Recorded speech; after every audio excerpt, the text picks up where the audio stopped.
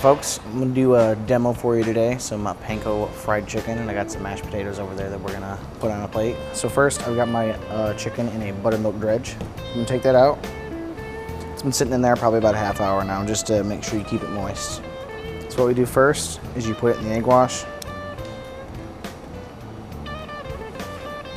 Put it in your flour. Egg wash it one more time.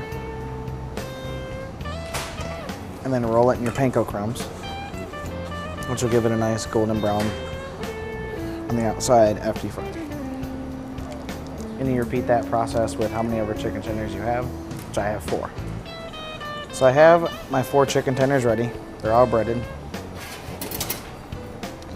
And what we're gonna do now is I've got a pan over here of canola oil. Set it about 350. So we're gonna drop these bad boys in. We'll do about, you can do as many as you want at a time, but we'll do about 2 at a time. Make sure your oil's nice and hot, and you have a towel here to set your tongs on. So we're gonna let those fry.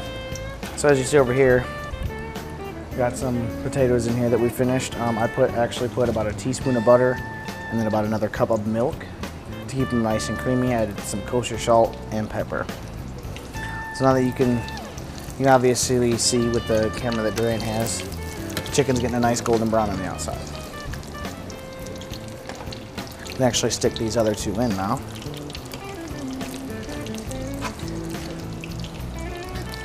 And you have to be making sure that you cook your chicken right with this, because if you don't, then you're gonna have not moist chicken. You don't want dry chicken. You know, even though you can have it moist, sometimes you still want some barbecue sauce with it, but it's best if you keep that chicken as moist as possible while in the process.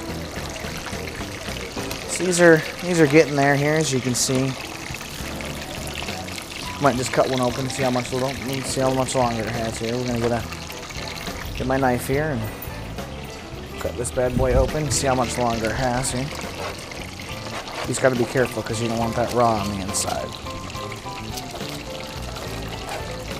And actually, that only has about a little bit longer, so we'll stick this back into the fryer here.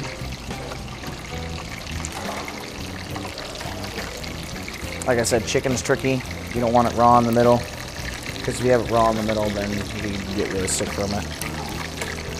It's something that we actually use a lot more here than, like prime and stuff like that. And it's actually nice to have. I actually enjoy chicken if it's cooked the right way. So.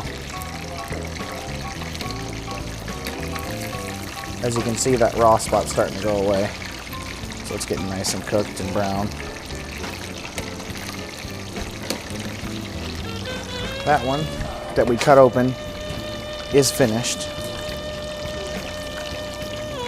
Which makes me assume that these other ones are getting pretty darn close.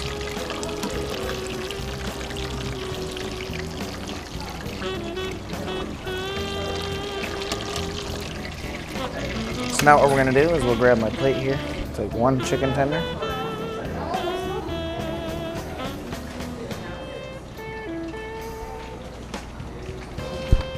That one's definitely done, so we'll take this one right here. Laid it on our potatoes here. Kind of get them in the middle here.